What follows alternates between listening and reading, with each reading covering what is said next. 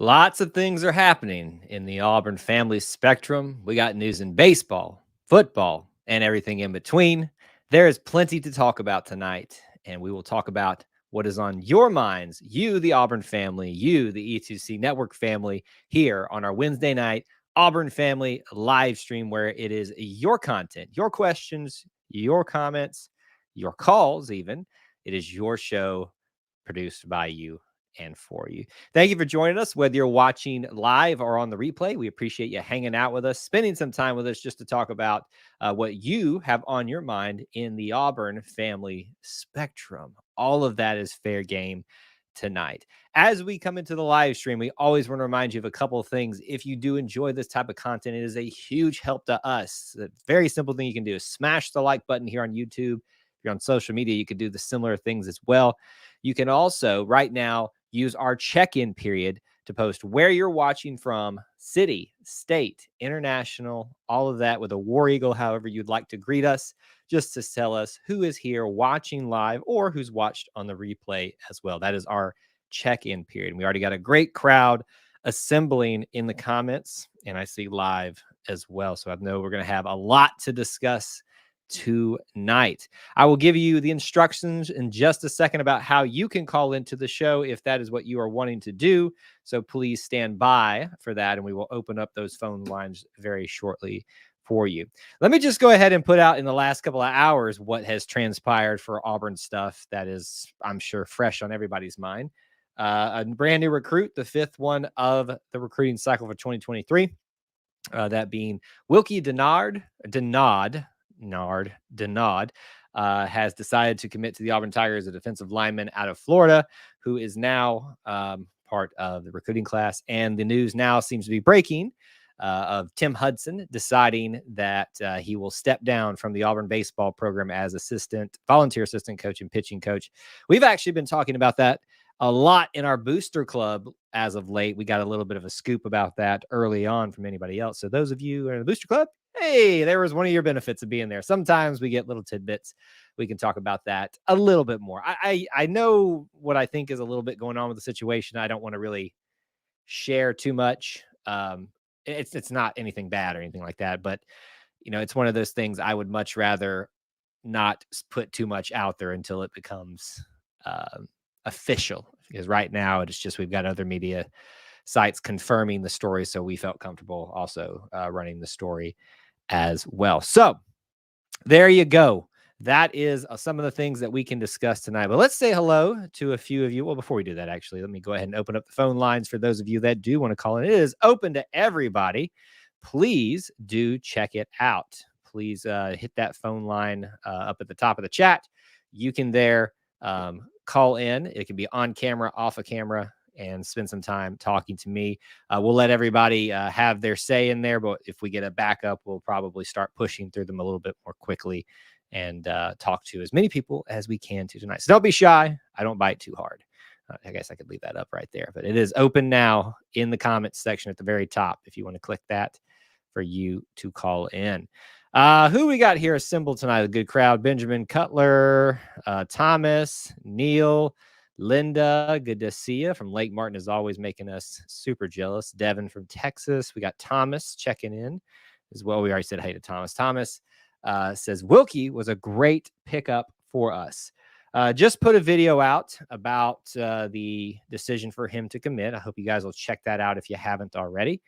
Kind of breaking it down. The typical thing that we do is we discuss, obviously the news that's around it, who he decided over to come to Auburn, where he'll play, measurables, and then kind of an overarching look at what it means for the program in terms of currently with the recruiting class, what it means with future for depth charts, when he's going to play, and then just other storylines. So some of those things we discussed in there, we could talk about a little bit, but I hope you guys will go check out my more extensive thoughts over there. John, my friend, good to see you. I feel like I haven't talked to you a lot recently. I know you're in the booster club there, but I just feel like I haven't seen or heard from you lately. So good to see your smiling face there in the avatars here on YouTube. And I do know we just keep getting squeezed out everywhere. There's like two big Auburn entities going live at the same exact time as us now. So it's just like we're getting squeezed. But I just want you guys to know that I appreciate you choosing to be here. And I know that a lot of other great Auburn content creators do a lot of great work. So it means a lot to me that you would choose to be here when you have so many other choices to discuss tonight. So let me just start us off right here. We can talk about whatever you'd like. So we'll bounce around as you see fit at the viewer. But with this new recruit, I know that's probably the more exciting news, the more pertinent news at the time. How is everyone feeling after that? I know that there was a certain sense of foreboding, a certain sense of we're not doing enough, that we should have more recruits by now. Where does this put you in terms of your comfort level with recruiting right now? Does it help? Does it hurt? Is it kind of like, for me, this is only the affirmation of what I've felt like has been going on for quite some time. A lot of people have been expressing concerns about we should have more recruits by now. And I think personally that, they, I was trying to be nice. I think there's a lot of groundwork being laid that we're just not privy to. And sometimes that groundwork comes to fruition. Sometimes it doesn't. But there you go. Dustin says, WD from Pensacola, Florida. You really shortened it tonight. Kind of threw me off there for a second, Dusty. So glad we got one of your Florida boys on board. Here, I will say this, and I talked about this in the video a lot. One of the important things for me is getting recruits from our pipeline states, and that's Alabama, Georgia, and Florida. People forget about that Florida aspect.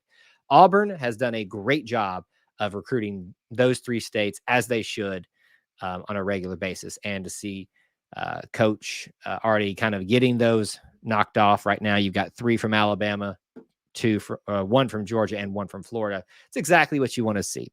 And each filling a different area. You got offensive line, wide receiver, you've got running back, you've got defensive end, and you've got defensive back already covered right now. Will there be another spot that we're not anticipating filled soon? We'll all just have to wait and see. I know a lot of you have their opinions about where we should be at on that format. Let's see here. Devin says, so I think it was Justin Ferguson who said this, but he said, while the quantity is not there yet, we are building a quality foundation recruits we have so far. Yes, I would agree with that. There's a lot of keeping up with the Joneses that happens on social media, that happens on Twitter, that happens, just on the message boards. And listen, I don't want to, I know it sounds like I get on the message boards a lot. They serve their purpose. It's just, for me, it was a toxic place for me, and I just don't like to be there all that often. But to each their own.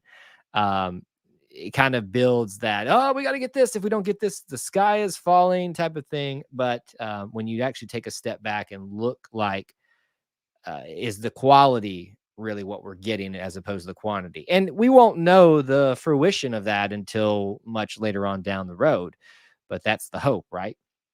That's what we hope that we're pulling off. Thomas says multiple year eligible players from the transfer portal are just as valuable as new recruits at this point. That is a fair point. It is a bit concerning when it's not, I shouldn't say concerning. When you see these recruits come in for just one season, these transfers come in for one season. They're a senior. I think Morris Joseph is Joseph Morris. I had it backwards there, is one of those. Not that I don't value him being here, and not that I don't think that he's going to contribute. It just is kind of, it's kind of like, well, I'm going to get to know him and then he's going to be gone type of thing. But who knows? He may have an extra year of eligibility. It's been a while since we talked about him transferring to Auburn when we did that video. So I've forgotten a lot about him. But we'll see what happens. Yes, John, I was wondering who's going to be the first to say it. I think it goes without saying that we all know and we all see that we need offensive line recruiting. But and I know you're not saying this, but to say it to everybody out there who's feeling that, and I'm in that camp as well. I believe that is coming. And it may not be those big names that we all see on the message boards that we see, being talked about. But what matters is we get the right guys. And I think that has started with Braden Joyner. And I'm excited to see what happens after that point. Corey, good to see you. Thanks for checking in. It's always good to see our regulars here. Would love to hear from some of y'all tonight. Corey, I'm going to stay on. I want to hear your voice one time, Corey. You should call in. No pressure, but pressure all the same. So 5 commits should make everybody feel good, at least for tonight. And now the question becomes, when does, because this one kind of came quickly. If I remember correctly from watching the press conference where, like you call it a press conference, the announcement conference, he said that his decision was kind of moved up. And he said, I found it interesting because of the transfer portal. And it was a very intriguing comments. I don't know that I fully understood what Wilkie was trying to say in his press conference, but well, he's here. That's all that matters. Devin said, just saw that Brandon Council sent out a tweet, I guess, about having the best O-line in a while this year. Definitely encouraging. Absolutely it is. And I think we even shared that on social media because it's something that you want to hear. The one thing that I will counter for you, Devin, is it's one thing to say it. It is another thing to do it. And this is a group that we would have thought had it together for the last, and it hasn't happened yet. And that's not me sitting here saying that I'm going to start dogging them. It's just being honest. It's saying I need to see that talk backed up with action. And I believe they can do it, but I'm still going to be a little bit apprehensive until I actually see it happen. But time heals all wounds. Can it heal the offensive line? I sure hope so. And I believe it can, but I still have a little bit of that little doubt there. You saw it because we retweeted. Well, that's what we're here for, right? Let's see here.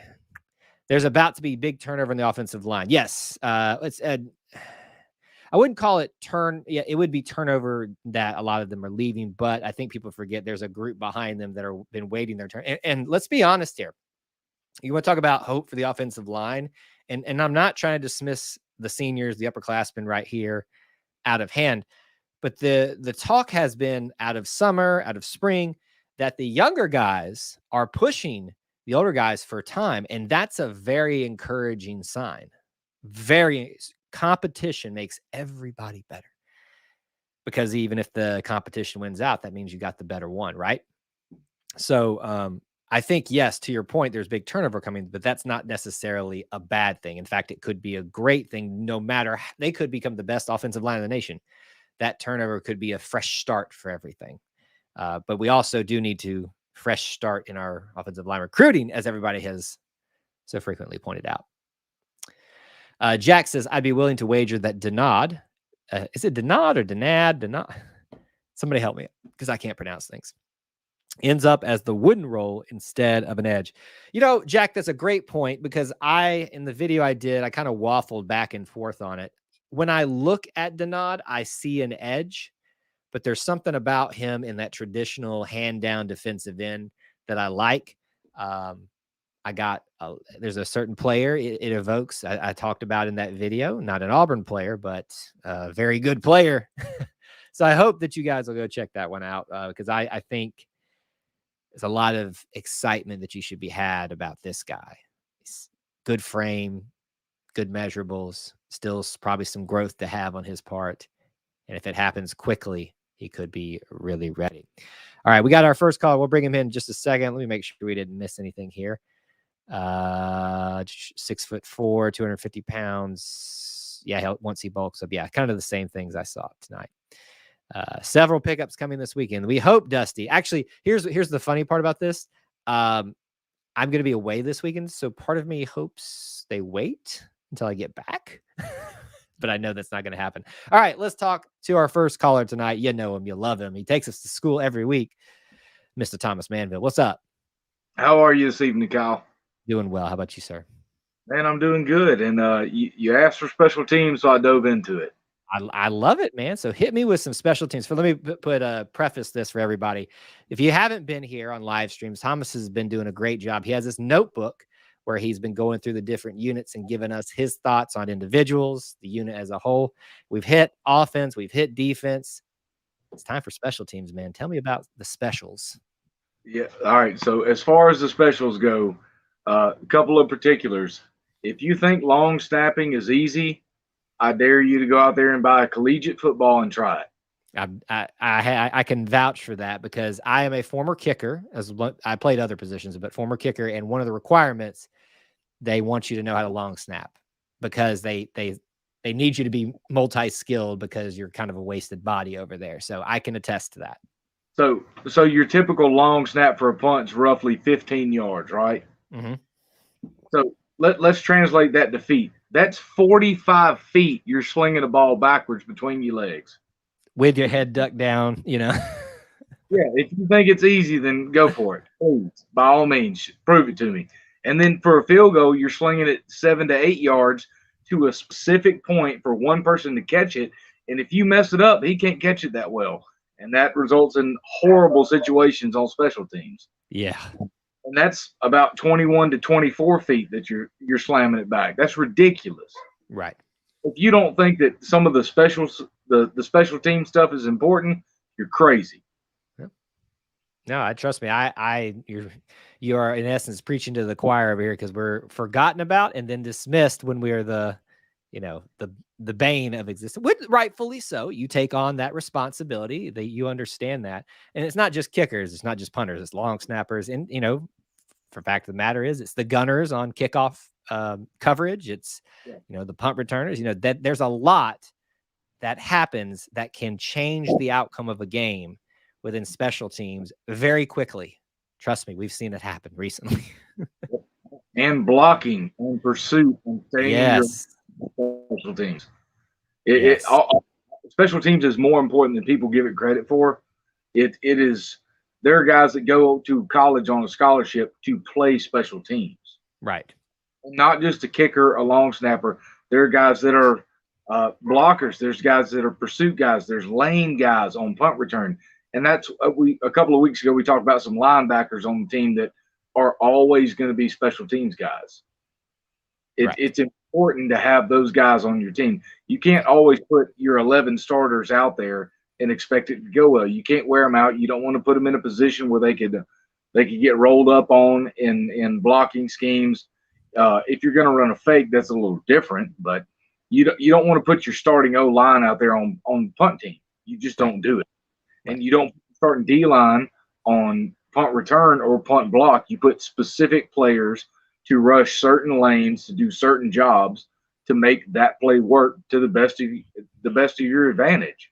Mm-hmm. Yep. I agree. Special teams, it doesn't get a lot of love, but neither does the O line.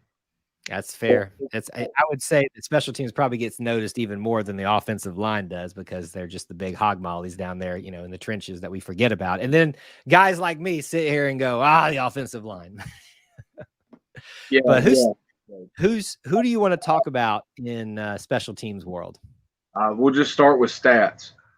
Carlson last year was 35 of 36 on extra points.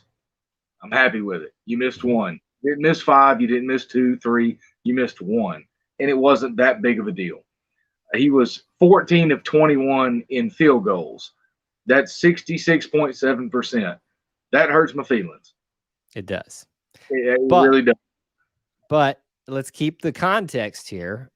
Not just last year, but since he took over for his brother, the Auburn offense has not done him any favors. They're asking him to make 45-plus yarders a lot of the time in higher pressure situations where they haven't offered a lot of support on their end too.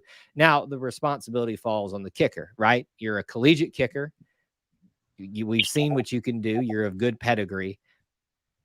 But there is also some of that I know that you're aware of too, that he's not been given the best success setup. Yeah, that's correct. Let's see. I've got some stats here. I got to look at the book. The book. Dig it up. So, the longest that he hit was 49 last year.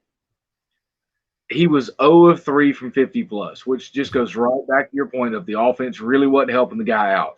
So 66.7% is not great, but he, like you're saying, he was not put in good situations. Yes. It was a do or die every single time.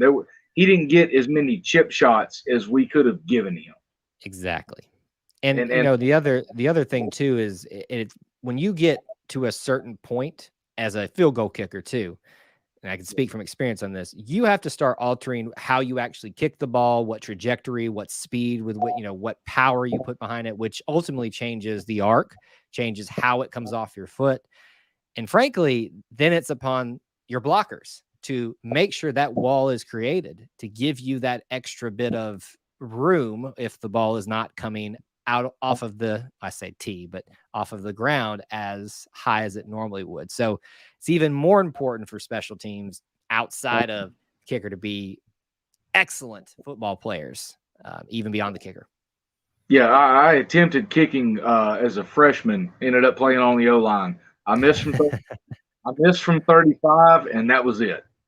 And I didn't miss left or right. I missed on distance, so there it went. Yeah, kicking is incredibly specific. And the blocking in special teams, especially field goals, is incredibly specific. Your feet are in a different position. Most of the time, you've got your leg, your ball side leg on the outside of somebody else's, and you're interlocked to make it a tighter line. That's a different blocking scheme. You don't step into it and run somebody. You have to hold your ground. It's a whole different ball game at that point. And that's when you get some of those young guys some experience of you're going against one or two of the starting defensive linemen of the opposing team, and your job is to stop them dead in their tracks. Right. That's a tough ask. It really is.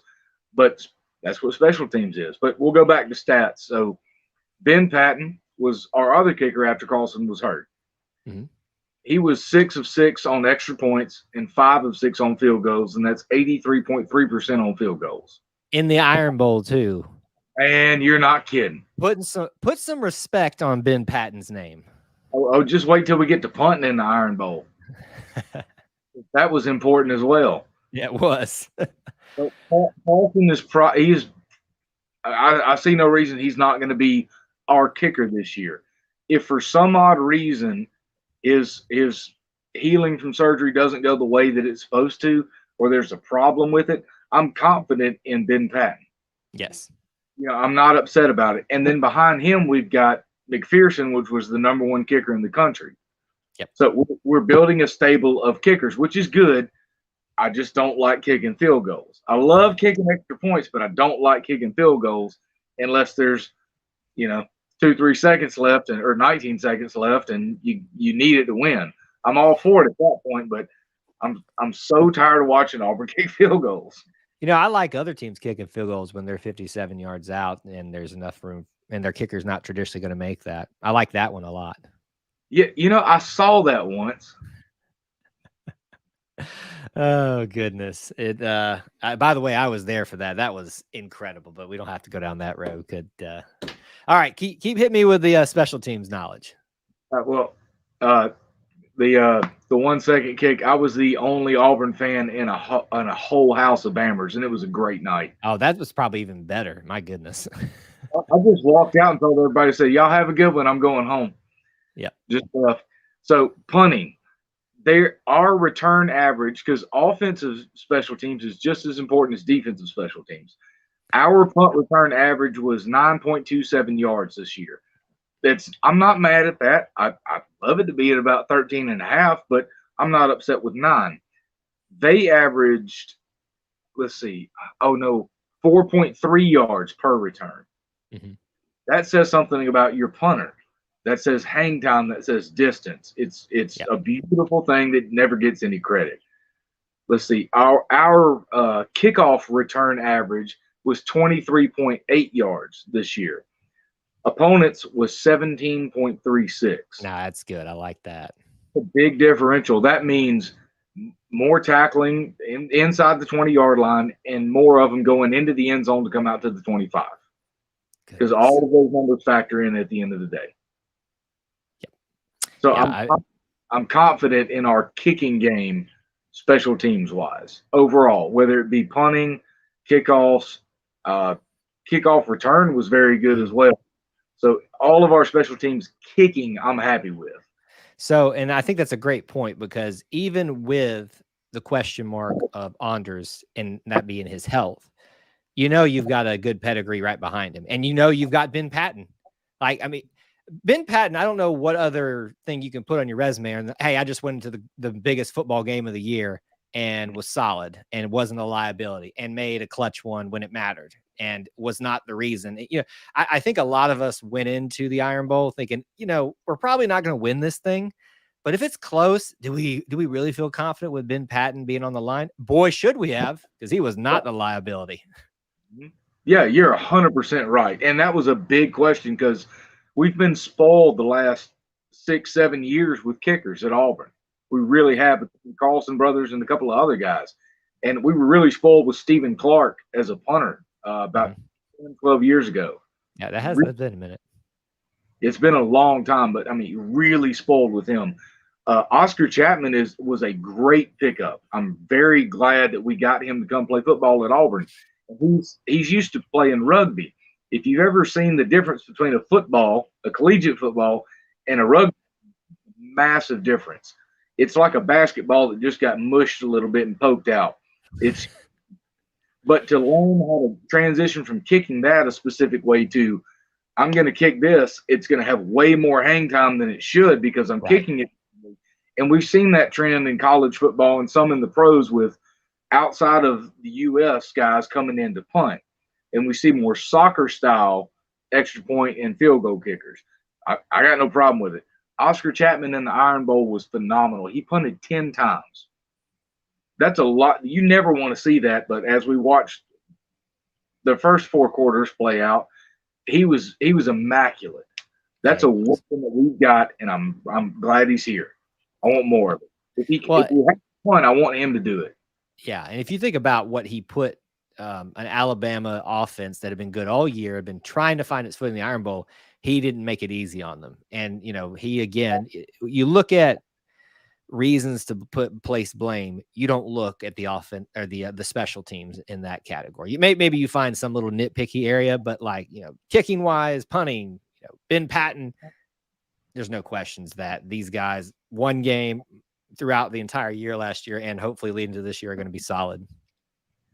Yeah, absolutely. And again, Oscar Chapman, his average yards per game was 44.12 every punt. And if I remember correctly, I remember talking about this on live streams. We were watching that go up very slowly, but throughout the entire year. And it wasn't like he started bad. It was like, okay. And then all of a sudden just kind of go tick, tick, tick, tick, tick, tick. It's like as the year went on, this guy got more and more solid as the defense was struggling. So it was like, what would have happened had the other areas like punting had started struggling too? We maybe saved ourselves there.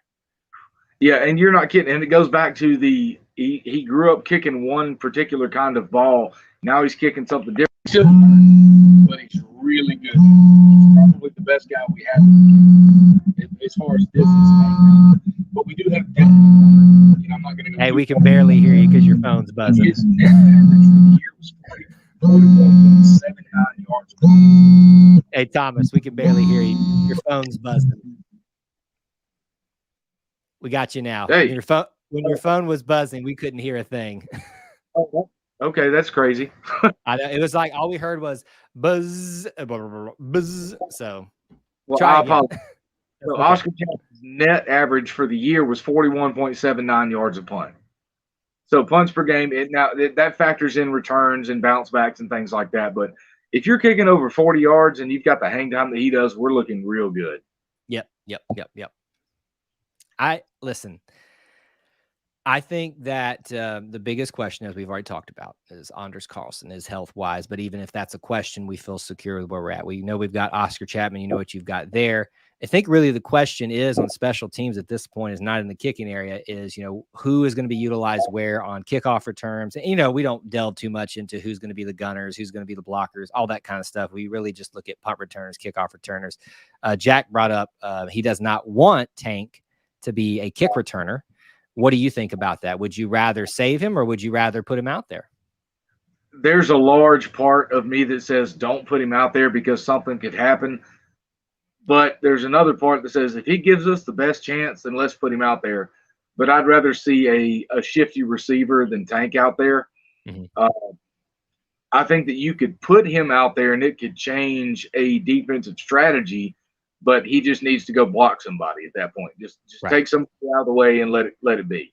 little bit of an attention diversion or something like that. You know, I love the old Tommy Tuberville days where they would do the little fake 2-person handoff where they would cross, one person receives the kickoff, they would cross and they would hand the ball off or fake the handoff, and you'd have to decide. So I'd love to see a scenario where they're having to plan for Tank, but he does the little cross handoff thing and then takes and then hands off to the speedster. And so they're all getting ready to like take this hit from Tank, and then there goes Jarquez, or there goes Nehemiah Pritchett, there goes, you know, XYZ, whoever.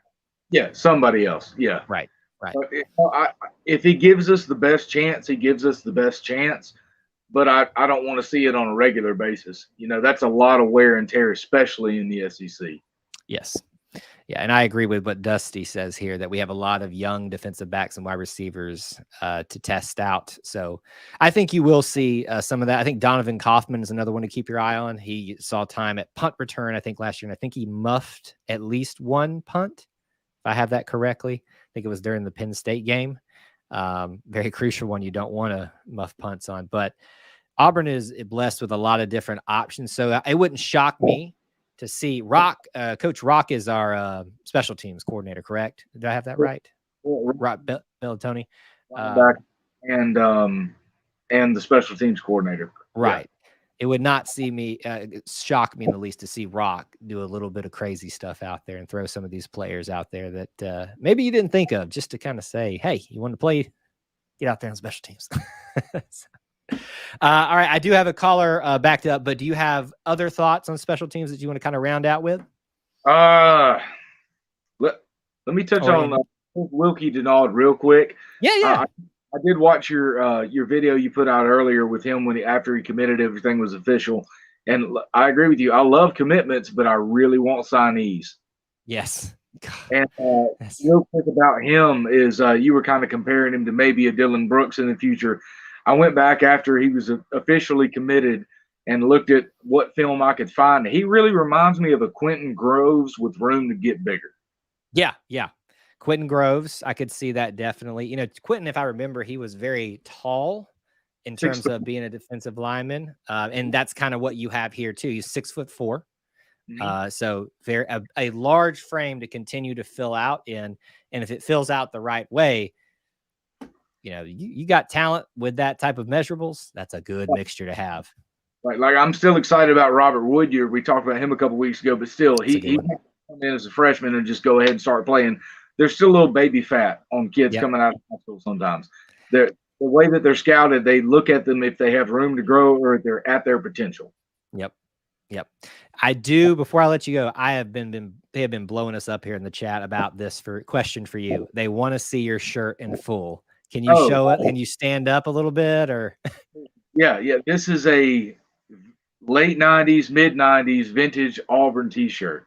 And I'm sure some of you had it growing up or still have it. Stand up a little bit. Let them see it. There you go. Look at that stuff. Nice. It's got Pat on it, baby. Yes. Everybody has just been blowing up. I want to see the shirt in full. So I wanted to make sure before you head out that we got that. But yes, great stuff as always. What are we going to talk about next week, man? I'll figure out something. I need a deep dive into assistant coaches or something like that. I don't know. Hey, or quality control, that type of stuff. But hey, man, it has been great these last couple of weeks letting you dive into these areas and tell us a little bit about each of those, your perspectives, especially of them. So I appreciate that. Absolutely, man. I really enjoyed it. I love being a part of E2C. We appreciate you, man. Thank you so much. Absolutely. Y'all have a good evening. War Eagle, hashtag E2C for life. War Eagle, buddy.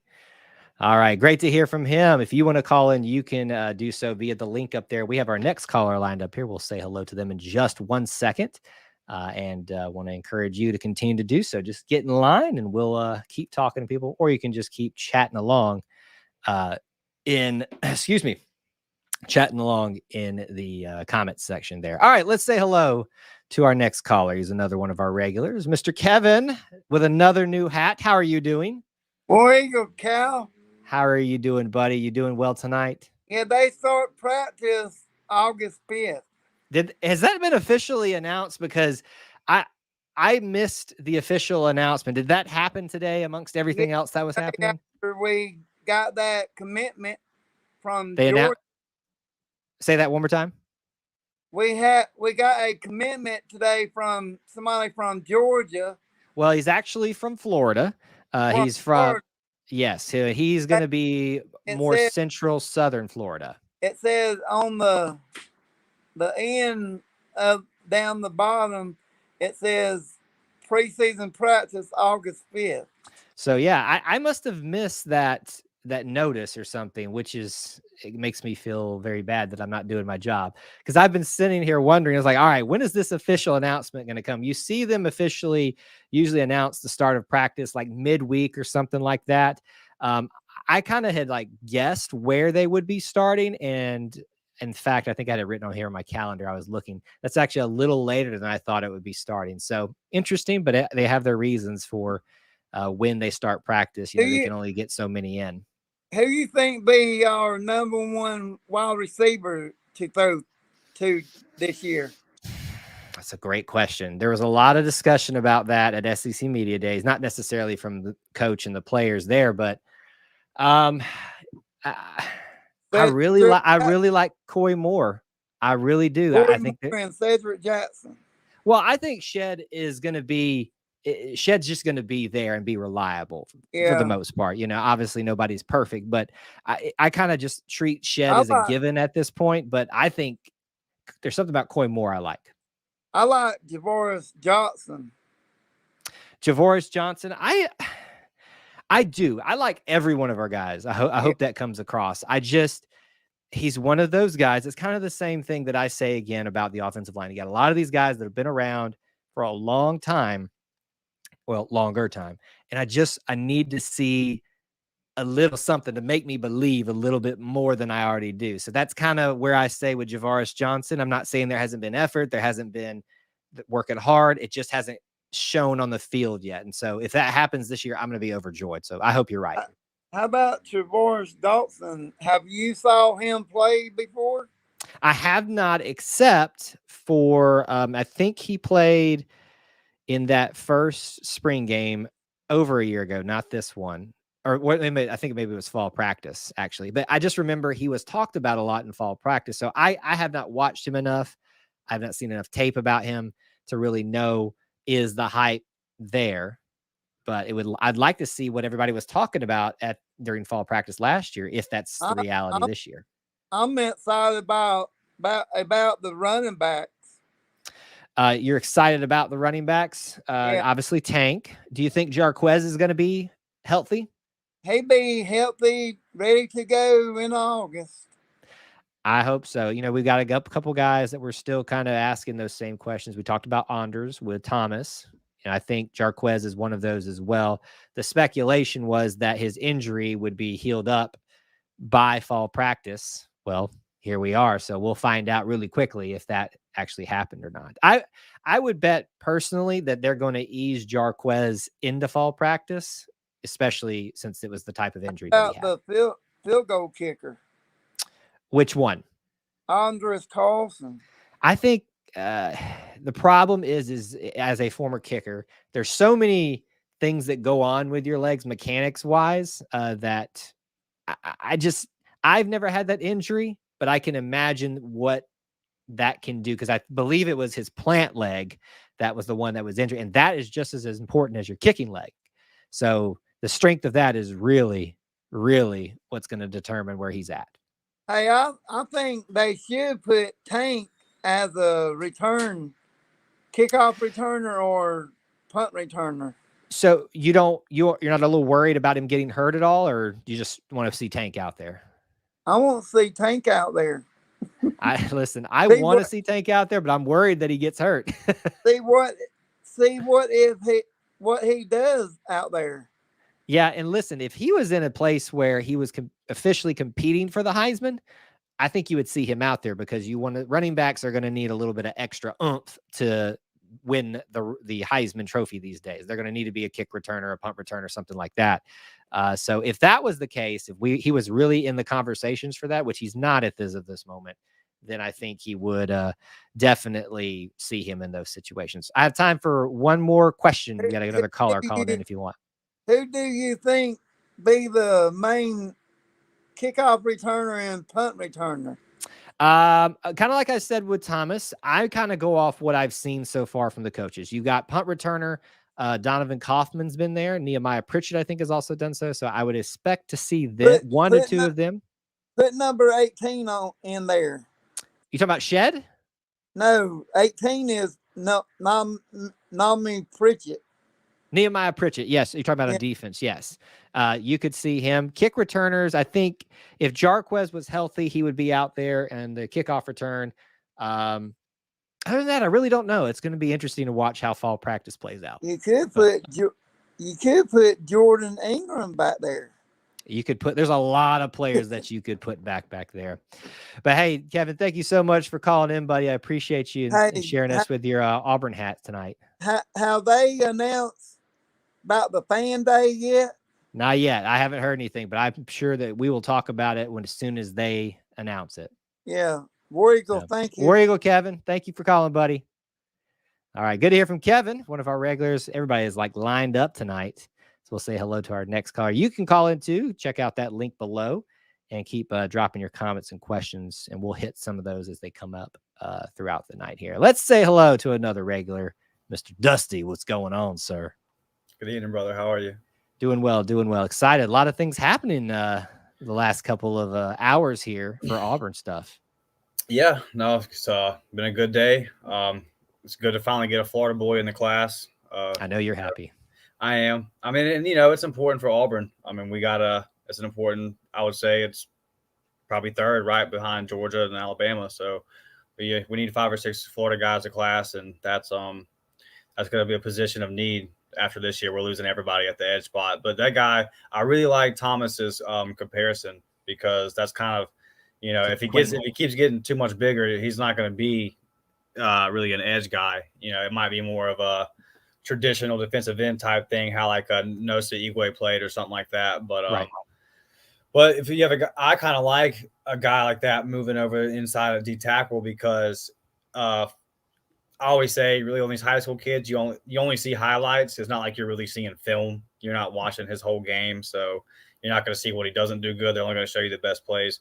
But there was a lot of plays in there where he was making some very solid run stops. So if he's good at, if he's good in the run game and you can move him inside, I like having a D tackle that can also get after the quarterback. That's a weapon. So yeah, what I like right now about him is, and obviously things change over time with how big he gets, where our needs are. The fact that he is so versatile, even within the defensive line question, defensive end, edge rusher. If he were to get just super big, you could even slide him in there to defensive tackle, because we even kind of have a defensive tackle / nose tackle position there. I doubt that's going to happen that side, but I think he's that type of guy. He's that versatile and he's that athletic that you just get this guy into a college program built up. Sky's the limit for him. This is probably one of the recruits of these 5. Not that I haven't been excited about all of them. This one's probably got the most excited right now. And I think a lot of Auburn fans are missing that too. Yeah. Well, out of all 5 of them, they're all pretty solid. And it's not just a stars thing. Like, you can look at their game and say, okay, there's something here. Yep. So, and just something that stood out about Wilkie also was, I watched one of his interviews and then watched, the signing ceremony today. And I mean, just from that, he's a really intelligent kid, a bright kid. And I don't know if you ever watched Last Chance U on Netflix. I've watched bits and pieces of it, enough to be aware of it. But there's one of the coaches on there. He has a term for guys that come to meetings late and all that kind of stuff. And he calls them, I'll use the nice word, but this isn't what he says, but he calls them poop birds, right? Crap birds. Gotcha. You're right. And that's my favorite one. That's my favorite term. That's I think that's great. But he's not one of those. He's not, he's he talked about how important education was to him and stuff. And that's the kind of guy that Harson's going to recruit. So you've got 5 guys that are solid on the field and solid off the field. And then obviously everyone that's in that locker room, I feel pretty good about them. I think they all did great at SEC Media Days and represented the university well. So I think that I'm just really fired up about kind of the attitude, the kind of guys that are in the room and the guys that are getting brought. And then you add on that with bringing in a scout to basically kind of act as a GM and take this Yep. NFL approach. There's a lot of stuff kind of going on behind the scenes that when these riders get together and vote us last in the West, they might, they might not be. You're looking at an investigation, and I understand that looks bad, but I feel like you're not looking at a lot of stuff on the field, and like, my thing with riders voting, and listen, not all of them voted that way. It's a collective, it's an average type of situation, right? So there were some that were probably smarter than others. There is no world where it is a high probability. I know I'm using a lot of identifiers there, not necessarily trying to squeeze myself into a corner. In a normal world, Auburn doesn't fall below 6-6 on a regular basis. I mean, how many times have we seen it in in my lifetime? I'm 30. You got Jeans last year. Yeah. You got last year. Tubbs last year. Tubbs last year. That's it. I mean, that's 2 decades worth of less than six or less. And so then I was 7-6 with Gus was bad, and then the 6 and 7 last year. That's I forgot about Gus's. Yes, so that's 4. So yeah, as bad as it's been. And that's my thing is, so you're telling me that Mississippi State, as hot and cold as they are, you're telling me that Arkansas, because everybody bows at the feet of Sam Pittman for some reason. I'm not saying he's obviously was a much better hire than I gave him credit for, but you think that, and you think LSU's gotten their act together yet? I know it's LSU. I know they can recruit, but ain't got their act together yet. At worst, they are 5th in the division. At worst, in my opinion. You can clip that, everybody, all you opposing fans that come in here late and find it and show that to me at the end of the year, and I will eat my own words if it's true. But at worst, no less than 5th. Not 7th, not 6th. I've got us 3rd. I've got us 3rd. And I'll say this, man. 2 months ago, I was going to come on here and tell you that we were going to go 3-9, 4-8. Yeah. That's just really, but as long as Zach Calzada's named the starter, and I think Zach Calzada is already the starter. There's really only one person that would make me change how I feel about the season if he got named. So I just think that we are kind of, because there's a lot of experience. It's really up to the O-line, man. It really is, because I'm excited. I see Corey said talking about I Killard. I just think that's going to be such a great hire. I think you're going to see it this year. As long as Calzada's got time to throw the ball and we stay ahead of the chains. That's our biggest problem, is that we suck so bad on first down, and then our second downs aren't much better. So we're sitting here in like 3rd and 7, 3rd and 8. And I got to call it, we got to say that about the defense too, because our defense, if it's like 3rd and 12 for some reason, we seem to give those up way more than we should. We really do. We win the first and second down on defense all the time, only to give it up on 3rd and long. So yeah, it's called 3rd at Auburn for a reason. We just got to get better on the 3rd downs. And then if that offensive line can just be middle of the pack in the SEC, everything's going to work itself out. When you got 8 games at home and 2 of those away games, this team, and this one of the things that only matters so much, because execution on the field is ultimately what determines. But like, I've heard every player I've watched the interview pretty much bring up the Mississippi State game. I think that's a game they want to play. Oh, they want it bad. Yeah. Yeah. Just as fans, we want it. So I can't imagine being somebody that played in that game and, feeling like you gave it away. So, and just imagine, listen, I was up in the upper deck in the heat for that mess. You want to just, you were frustrated at home. Imagine me up in the upper deck, just frying up there in a midday game and watching it going literally from like, I'm starting to have side conversations because I'm getting bored because Auburn's running away with it. So like, oh, that's happening. Oh, and here it is. And I'm like, this is happening. So we have it marked. I'm not going to sit here and say that we're going to run the floor with Mississippi State and Mike Leach. Mike Leach has a challenging offense, not running wise, but has a challenging offense to defend. And I'm not saying it's going to be easy, but if there's a team there's a game that's marked this year. Last year it was LSU. It's Mississippi State this year. They want to embarrass them on their home turf the way they embarrassed us. Yeah, it's become a tougher place for us lately. Like growing up, I feel like we just smashed them. It's becoming a tougher place, but and a lot of that was Dan Mullen was a good fit for that university, kind of the same way that Sam Pittman is. Like if Sam Pittman was somewhere else, you know what I mean? He probably wouldn't, but like he's a good fit for where he's at. So that's probably what that is. But we're gonna handle that game. And then Ole Miss, I respect Lane Kiffin. I respect what he's built there. Right. But they're not. I mean, you got a bunch of portal guys. You got a new QB coming in. Like, it's just a lot of moving parts there. Just because you go and get a bunch of guys in the portal doesn't mean anything. Like it usually takes a year or two for a team to be a team. That's why I feel so good about our guys is that, like we talked about a million times, they've all had the opportunity to go. People were publicly blasting the coach, players that were leaving. I've never seen that. You think about how many times we see firing in college football. That was some wild times. The guys that are there really want to be there, and they really believe in Coach Harsin. So I'll go ahead and give it to you now, man. If we beat Penn State, which I'm very excited that my brother is going to cover the ticket for my birthday. Oh, coming to Penn State, baby. Yeah, we are going to be row. It's like the high 40s. I want to say 48, section 9. So pretty good seats, man. Yeah, I'm trying to picture it in my head right now. But yeah. Be about the 20, 25-yard line on the home side. That's not bad, man. Not bad at all. So I will be fighting and clawing for a ticket to that game, even though we're all going to bake. But yeah, we will be hot. But my dad was talking about that. He wishes it was at night, and I do too, especially going to the game. But I'm fine with the Pennsylvania boys playing in 90-something degree weather because I've been in Jordan-Hare before when it was 100 degrees and I was fine. So I'll do it. Just take my shirt off. That's all right.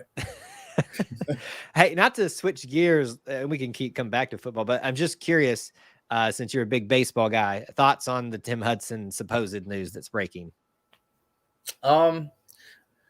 Appreciate his time at Auburn. Appreciate what he did for us. You see Hayden get drafted even after an injury. You see Trace get drafted even having an up and down year. You see Mason, who wasn't even a starter, he gets drafted. Tim Hudson's a huge part of that. So he could, again, he didn't have to do that. He took no money to do that. He volunteered. So just appreciative. It sucks. But the guy that they're bringing in has a whole bunch of experience. I want to say it was 18 years as the head coach at Memphis, over 400 wins. So he's got experience with Butch before at Michigan or Mississippi State. So it's unfortunate from, just as fans, but obviously Tim's got something in mind and he's going to, we just appreciate his time. We appreciate him doing that for free. And that's one of the best Auburn baseball teams ever. So he's been a part of the greatest teams in Auburn history in multiple ways. So we just appreciate you, Tim. And here's the crazy thing about this is, like, I remember us asking the question on social media, how long do you think we can keep Tim Hudson? And I had no clue about that. And a few days later, I got my little tip that we've been sharing in the Booster Club as of late. We've been all talking in there about it, the possibility of it happening. And, it's, as of, I know I've been live, obviously, so I haven't been on social media, but it has not been confirmed by the baseball program right now. But I can tell you with pretty good confidence that it is true, and it's been in the works for a while. They've just been trying to dot some I's, cross some T's, and I think it's going to be for good things for both parties. Yeah, it sucks that Tim Hudson's not going to be here.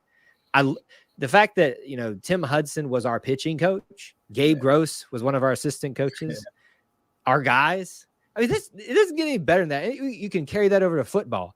Cadillac, Zach Athridge. You got Marquise Daniels on baseball. You've got Emily Carasoni in softball. There's nothing better than in terms of the feel good part of it than having your players, your athletes as your coaches. I mean, it's a good feeling. Yeah, and here's the thing about it too.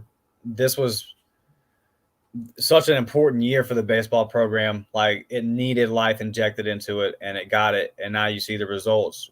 You go to Omaha, and now you've got these awesome facility upgrades coming. So it's just, that's what happens, man, when we invest as fans. Me and you did a podcast talking about it.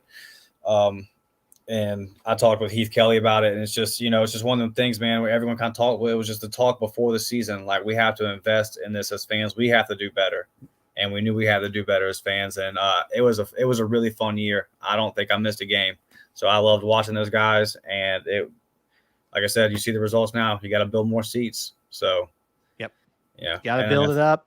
And it's not just add seats; it's add quality stuff. Make it look good, make it something that people want it.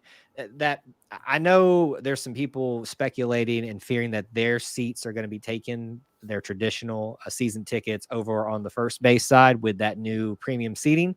I would bet Auburn's going to fight real hard to keep those and make this an addition, not a reduction over on that side.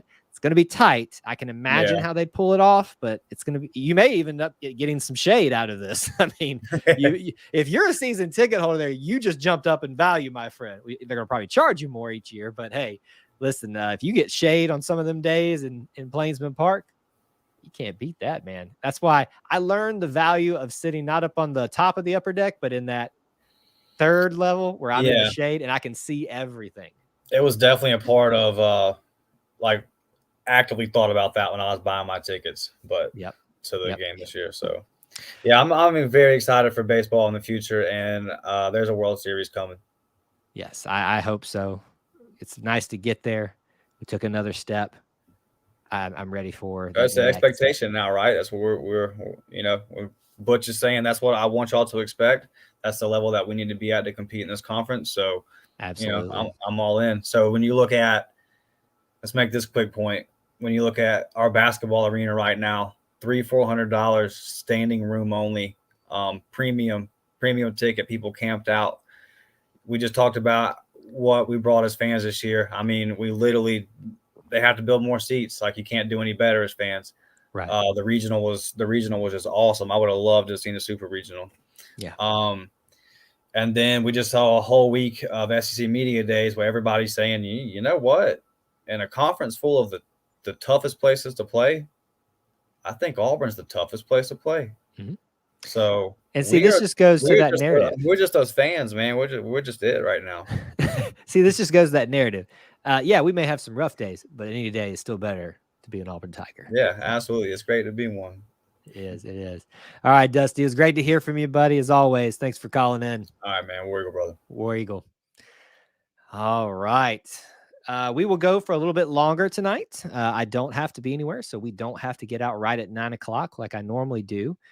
So if you would, I'll leave the phone lines open just for a little bit longer for those of you that would like to take part in the call. We've heard some of our regulars. Would love to hear some not as frequent people, but also some of you newbies. Linda, I always get on her when I see her in person. I'm like, call in. She's like, I don't want to call in. You need to call in. We want to see you, Linda, or hear you. Don't have to see you, want to hear you. Same thing for everybody out there. All right. I saw a couple of questions in there. We'll jump back if we get another caller or something like that. But a couple of cool things were being discussed while we were talking to Dusty that weren't necessarily on our train of thoughts. Let me cover a few of those real quick. Certified Cobra asks, are the noise makers illegal? I don't think they're illegal. They're just not allowed in the stadiums outside of Mississippi State. So yes, they will use them at Mississippi State, and it will be loud and annoying. I've been there in person. It's awful. There are certain times they're supposed to do them, and they still do it anyway outside of those times. A lot of people talking about what tickets and what games they're going to. Remember, if you are coming to a Auburn football game, home game, I will always be on campus except for, and I'm sad about this because Thomas said he's going to be at the San Jose State game, that second one. My plans are not to be on campus for that week as we have some family stuff we got to do that weekend, but I will be doing a live show, things like that. Just not our traditional game day coverage. But there are 5 games in a row at home, so you'll get your plenty of it. But a lot of people are talking about going to Penn State, going to Missouri. Do we? The question was asked earlier, I think it was Devin. Do we think Missouri is going to be a 11 a.m. kickoff or a day game? That's going to be dependent. What you need to look at first whenever you're asking that question is what are the games that, week, like in terms of the SEC especially. So if there's a marquee matchup, let me just throw it out. I know it's probably not the dates line, but let's say it's Alabama, Tennessee. I know it's later on in the year, but we're just doing an example. That's going to get your CBS contract, right? They always get the biggest SEC game at 2:30, 3:30, whatever time zone you're in. Then you want to look at who are the other big games in the SEC. If Auburn and Missouri is one of those matchups, meaning that there's not a lot of other good SEC matchups, they will likely be at nighttime. If it's looking like it's going to be a blowout one way or the other, they'll usually put them at 11 a.m. It's dependent upon it. They try to spread it around. The answer is we don't know. But without looking at the first place you want to look is who are the other big games that day. Saw people surprising others with tickets to the Iron Bowl, to other games. That is great stuff. Great stuff. Let's see here. It's a great question. Will Jordan-Hare Stadium ever expand to 100,000 capacity? I feel like this is a topic that Clint and I have discussed fairly recently. Maybe it was within the last year where we were talking about, I think it was, we did a series of, or a show about Ralph Shook Jordan, Coach Jordan, and would he want to see a bigger stadium than we already have? Because it's much bigger than what he saw. It's kind of going back to the same thing we talk about. And I'm not saying you're wrong, Certified Cobra, but quantity is not always better than quality. If you can consistently fill out this 87,000, I think it's 86, it's 87,000 stadium, and you still have from time to time things left over, you don't really need to, because you want to maintain that atmosphere. There's a reason that Alabama's upper deck sometimes are empty, because nobody wants to come to those games, and they're just empty seats up there. Would it be cool to say we are part of the 100,000 club? Yes. I don't know that it's in Auburn's best interest right now. Now, there are plans that have been released, and those have probably fallen through because of various things of a premium seating thing in the other end zone, the non-Jumbotron end zone, which would increase, the seating capacity probably up to 90,000. But I think we're not so far away. We are far enough away from 100,000 that you will not see it for decades. Just my opinion. All right, we're a little bit behind. Let's keep moving. Kenneth Buxton, I don't feel like we've seen you in quite some time. One of our channel members. Thank you, sir, for your support, and thank you for being here. Let's see here. I want us to drop 49 on Mercer for bragging rights over Bama. Would be nice, right? Kyle, I can convince myself into a 10-2 season. Well, I guess in that scenario, you're losing logically to Georgia and Alabama. Yeah, sure. They're probably the only dominant teams that everybody assumes is dominant. I think the other question is Texas A&M going to be good as advertised? That's a legitimate question. This whole notion that Kentucky is better than everybody thinks, I'm intrigued by. So we'll see. We'll see who's the best in the SEC. I think Georgia and Alabama are clearly up there, though. That's not a question. We can't call in tonight. That's a shame. Love hearing from you, though. Stadium needs some upgrades before we worry about seating. And I think, to Dusty's point, you can take care of the additional seating with some of those upgrades. But yes, I think so. Think about this a little logically, right? And we talked about this in relation to other Auburn programs as well. They took care of the biggest need, which was an Auburn football specific center, a development center that is opening up after this season, in theory, is what most people assume. They took care of the basketball contract situations and the rest of the practice facilities and things like that. That's done. Now they're taking care of that. You're probably going to see, I would assume, a period of not anything discussed in the big sports, quote unquote, the big three. You're probably going to see some stuff being allocated to, gymnastics, especially softball. You're going to, see maybe hopefully some soccer enhancements or things like that. But there finally will come a time when they come back around to football, hopefully after some success. And especially if there's a big season, you might see that reinvigoration for investment and enhancements to JHS. Need bathroom updates especially upstairs. Do you guys not though kind of feel nostalgic when you walk into this cathedral and you're like, oh, look at these old timey things? I know it gets gross in there too. Yeah, it's probably well overdue for some of these enhancements, these improvements to Jordan-Hare Stadium to happen, but I think we're still a bit of a ways away from both either seat additions or upgrades happening. As long as they don't touch the visitors' locker rooms. Well, unfortunately, that takes place with it. So it's going to be part of it. I would say this. If they ever do something with that side of the field, the opposite the Jumbotron, where the visitors' locker room is, you will see that get improved as much as you improve the visiting locker room, because they'll use it as part of the structural framework to expand the seating upward and support it and stuff like that. So that is when that would happen. But there won't be like nice upgrades. It'll just be a regular thing. More food options. Dusty, I'm actually going to disagree with you a little here. I'm actually pretty happy with the food options that we have in JHS. Maybe not at the concession stands, but on the lower bowl, they've typically, from what I remember, have a really good assortment of those local vendors and, chain vendors available as well. Chick-fil-A's in there now. They usually have a Domino's in there. I've seen, I think it was Full Moon Barbecue in there. Yeah, I mean, you got your traditional, usually it's a company like Sodexo or something like that runs the concessions that you get your typical food, if you want to call it that. Although I do like the Conecuh hot dogs. I love those. I was like, one of my favorite things this spring was going to a baseball game and having a Conecuh hot dog. It was really, really good. It filled me up too, surprisingly.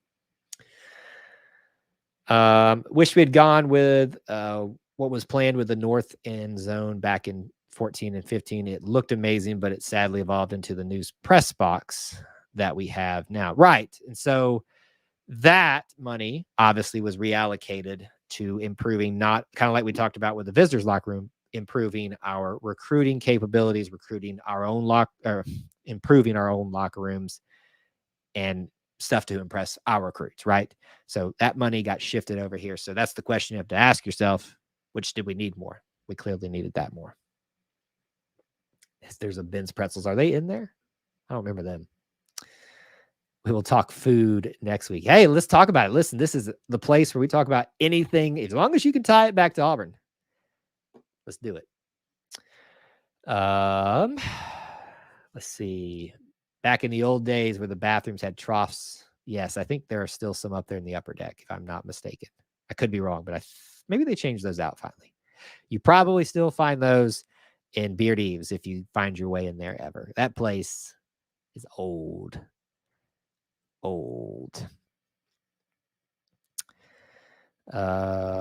Certified Cobra. We play Alabama, Georgia, the Aggies, and on the rise teams like Arkansas, Ole Miss every year, and we actually usually go over 500 in those games.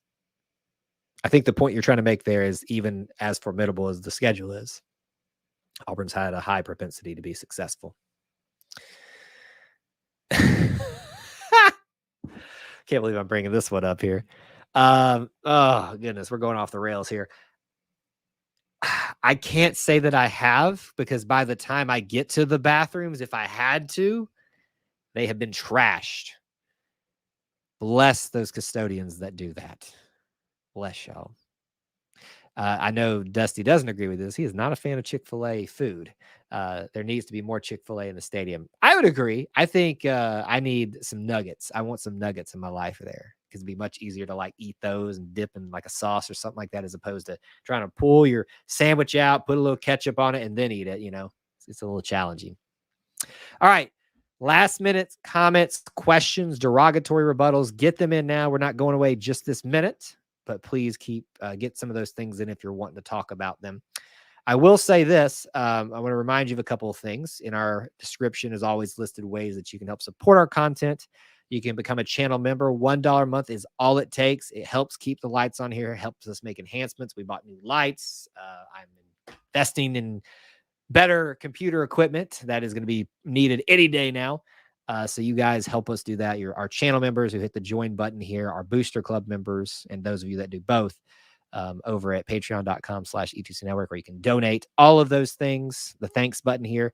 You don't have to do any of that, but it is much appreciated for those of you can and do to help us continue to grow our little show beyond what we do now. It is very much appreciated. Just hitting the like button, though, and being here is all we ask. Linda's heading out. Good to see you. Thanks for being here. Guthrie's for sure. Guthrie's would be a good addition, but it's a very Auburn thing. But I think Chick-fil-A has got the market there for that type of stuff.